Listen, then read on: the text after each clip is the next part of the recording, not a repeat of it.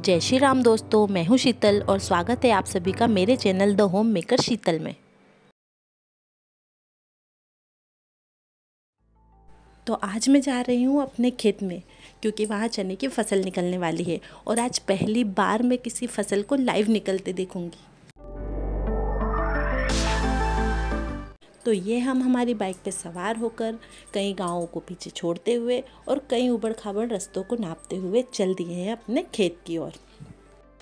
तो क्या फ्रेंड्स, आप लोगों के पास भी खेत है और अगर है तो उसमें कौन सी फसल लगी है और क्या वो फसल कट चुकी है, ये मुझे कमेंट करके ज़रूर बताइएगा।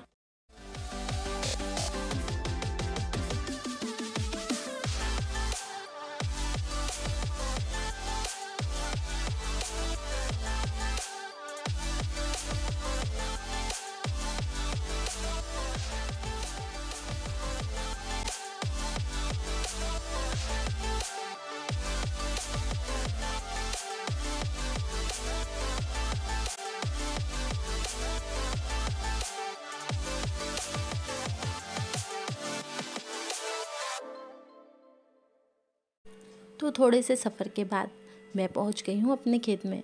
पर ये क्या, मेरे आने से पहले ही यहाँ मशीन शुरू हो चुकी है, या फिर यूँ कह लीजिए कि मैं ही आने में लेट हो गई हूँ।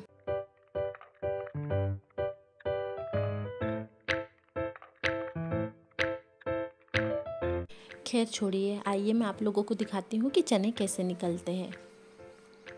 और ये सब जो इतनी मेहनत कर रहे हैं हमारे परिवार के सदस्य ही हैं। ये है हमारे अरुण भैया जो चनों को इकट्ठा कर रहे हैं और एक बोरे में भर रहे हैं।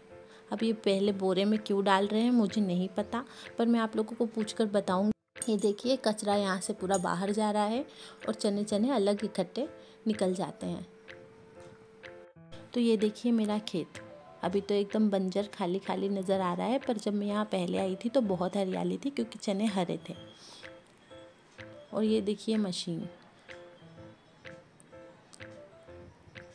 ये कुछ इस तरीके से काम करती है। ये यहाँ से चने बाहर आ रहे हैं और ये भैया इन्हें पहले बोरे में भर रहे हैं।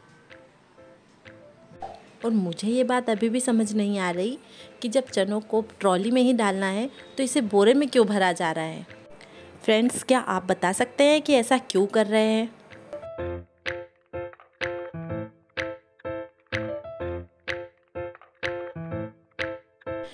दोस्तों, पहले के समय में अनाज निकालने के लिए जो मशीन यूज़ होती थी उसे थ्रेसर कहते थे, और अब जो ये मशीन आप देख रहे हैं ये ट्रैक्टर की सहायता से चलती है। और इसे क्या कहते हैं, अगर आप लोगों को पता है तो कमेंट बॉक्स में बताइएगा। दोस्तों, हमारे खेत में एक कुआं भी है, चलिए आप लोगों को मैं दिखाती हूँ। ये देखिए कुछ पौधे, ये कांटेदार पौधे हैं। इनको हमारे निमाड़ में कटासला कहते हैं, जो कैक्टस की एक प्रजाति है। आप लोग इसे क्या कहते हैं मुझे कमेंट करके ज़रूर बताना।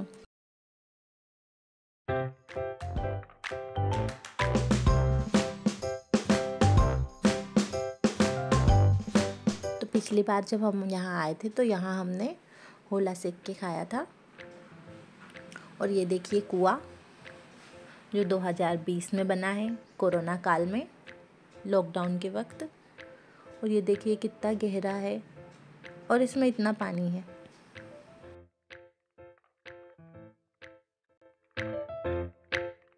तो कुछ समय पहले हमने यहाँ पे कुछ पौधे लगाए थे, जिसमें से एक जाम का पौधा लगाया था और ये अब पेड़ बन चुका है। और ये देखिए इस पे एक छोटू सा जाम भी लगा हुआ है।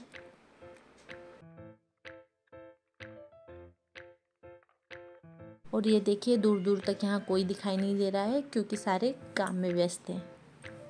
खेतों और फसलों की कोई खास जानकारी मुझे है नहीं, इसलिए मैं चुपचाप एक कोने में जाकर बैठ गई। तो मैंने सोचा क्यों ना अपना थोड़ा सा नॉलेज ही बढ़ा लिया जाए। इन फूल वाले पौधों को देखकर आप ये बिल्कुल ना समझना कि किसी फूल की खेती की जा रही है।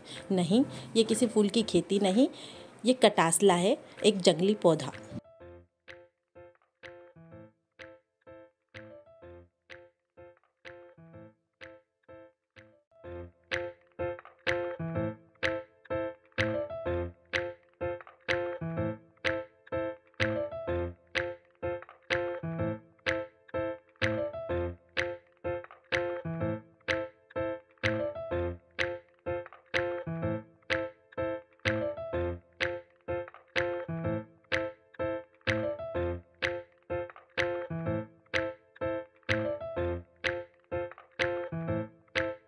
मैं जब से यहाँ आई हूँ देख रही हूँ कि भैया पहले चनों को एक बोरे में भरते हैं, उसके बाद ट्रॉली में डालते हैं। जब चनों को ट्रॉली में ही जाना है तो सीधे सीधे ट्रॉली में क्यों नहीं डाल देते, बार बार उसे बोरे में भर के फिर ट्रॉली में डालते हैं। तो आखिरकार मैंने उनसे ये सवाल कर ही लिया कि ऐसा कर क्यों रहे हैं। तब उन्होंने जवाब दिया कि जानकारी के लिए। कितने बोरे चने निकले हैं, कितनी फसल निकली है, इसकी जानकारी होना भी बहुत ज़रूरी है। बोरों की संख्या के आधार पर ही मशीन मालिक को और मजदूरों को भुगतान किया जाता है। इसीलिए पहले चनों को बोरी में भरते हैं, उसके बाद ट्रॉली में डालते हैं।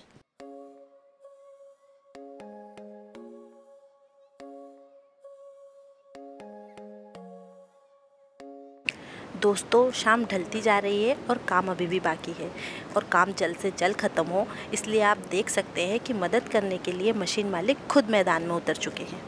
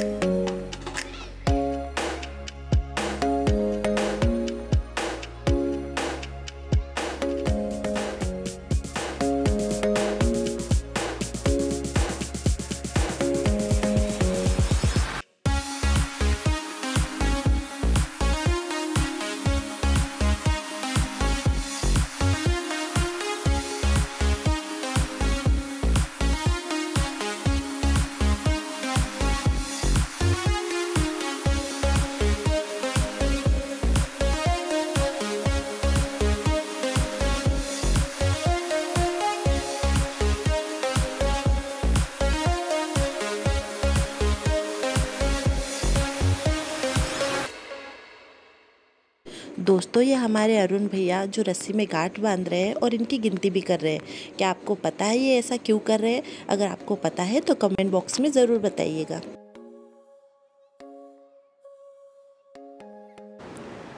दोस्तों, ये देखिए, काम के बीच बीच में इनकी हंसी ठिठोली यूं ही चलती रहती है और इसी को कहते हैं जिंदा दिली, कि दिन भर की थकान के बाद भी इनके चेहरों पे मुस्कान बनी रहती है। जबकि शहरों में आप देखेंगे कि सब तरह की सुख सुविधाएं होने के बाद भी कई लोग हैं जो डिप्रेशन में चले जाते हैं। तो हमें जिंदा दिली इन्हीं लोगों से सीखनी चाहिए।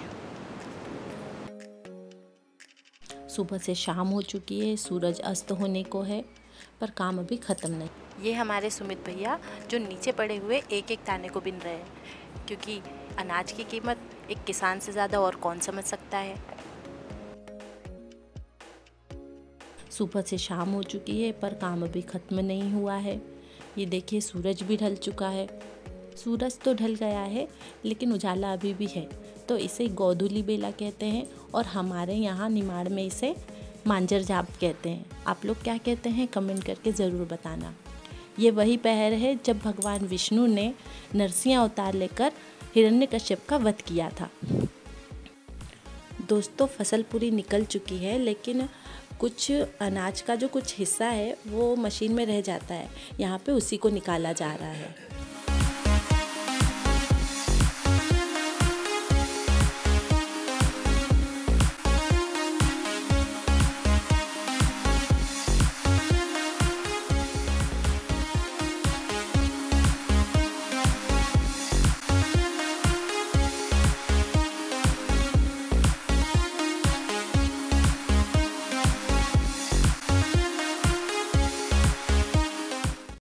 शाम के 7 बजने को है लेकिन काम अभी तक चल रहा है। मेरा तो यहाँ दिन ख़त्म हो गया लेकिन इन लोगों का दिन यहाँ ख़त्म नहीं होता। इन्हें यहाँ काम ख़त्म करके कहीं और भी जाना है और सभी बहुत थक चुके हैं। बेचारे थक के बैठ गए हैं पर बैठ नहीं सकते क्योंकि इन्हें कहीं और जाना है।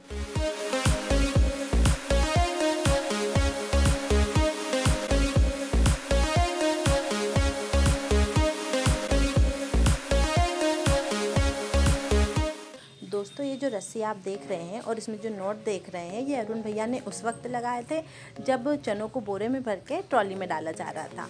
तो जब एक बोरा भर जाता था और उसे ट्रॉली में डालते थे तो एक नोट टाई करते थे। इसी तरह जितने बोरे चने भरे गए और उन्हें जितनी बार ट्रॉली में डाला गया उतनी बार ये नोट लगाई गई है ताकि याद रख सके कि कितने बोरे अनाज निकला है। दोस्तों, मशीन अपना काम ख़त्म करके निकल चुकी है। तो हम भी चलते हैं अब अपने घर की ओर।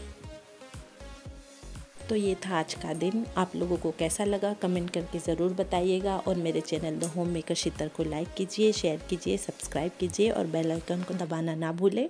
मिलेंगे किसी अगले वीडियो में। Thank you so much.